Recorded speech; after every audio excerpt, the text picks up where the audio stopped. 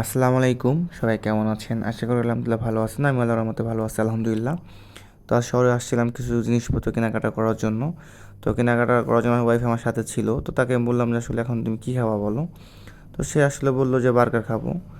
আর আসলে বার্গার জিনিসটা খুবই ক্ষতিকর এবং সেই সাথে খুবই মজাদার একটা খাবার।